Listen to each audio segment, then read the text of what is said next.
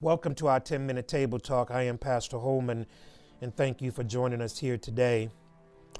On tomorrow, we will commemorate a very solemn day in American history. Tomorrow, September the 11th, will mark the 20-year anniversary of 9/11. On September the 11th, 2001, 19 militants associated with the Islamic extreme group Al-Qaeda hijacked 4 airplanes and carried out suicide attacks against targets in the United States. 2 planes were flown into the Twin Towers of the World Trade Center in New York. A 3rd plane hit the Pentagon just outside of Washington, D.C., and the 4th plane crashed into an abandoned field in Shanksville, Pennsylvania. Approximately almost 3,000 people were killed during the 9/11 attacks, which triggered major military responses and initiatives to combat terrorism in America. I can say something very solemnly and almost assuredly that if you were of age in that time, you remember exactly where you were and exactly what you were doing. On September the 11th, 2001, at 8:45 a.m., on a clear Tuesday morning, an American Airlines Boeing 767 loaded with 20,000 gallons of jet fuel crashed into the North Tower of the World Trade Center in New York City. The impact left a gaping hole burning near the 80th floor to the 110th story of this skyscraper, instantly killing hundreds of people and trapping even thousands more on higher floors. As the evacuation of the tower in the Twin Towers got under their way, television cameras broadcast live images of what initially appeared to be a freak accident.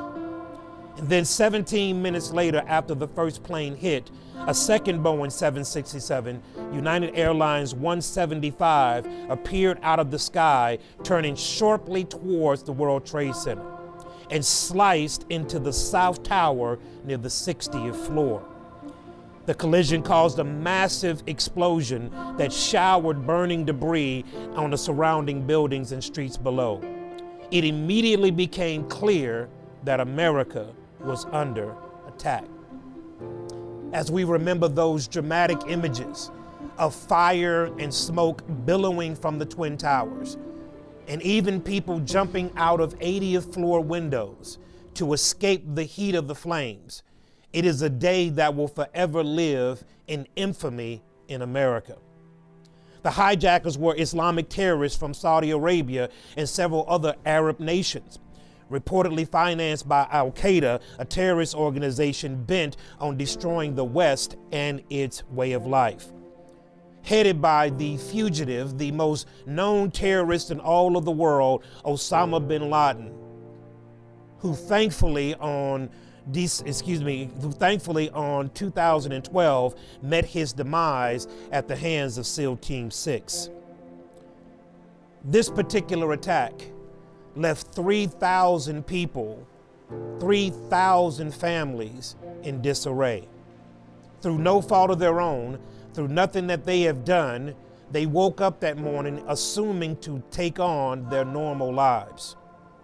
Even to this day, medical examiners are working painstakingly to identify 9/11 victims. There are approximately 1,106 victims whose remains have not been found. There are over 1,106 families that have no closure 20 years after the fact. This particular day, on tomorrow, will mark the 20-year anniversary of 9/11. It's similar to 1941 when Japan attacked us at Pearl Harbor, and where our president said that this is the day that will live in infamy. So it is with the 9/11 attacks. It forever changed the landscape of America. It thrust us into the Afghanistan war, a 20-year war. It thrust us into the Iraqi war. It thrust us into conflict with Arab nations that were against our way of life. It forced us to put together protocols that are still even in place to this day. It changed everything. And as we remember 9/11, as we remember those 3,000 plus victims that lost their lives on that day, let us also remember their families.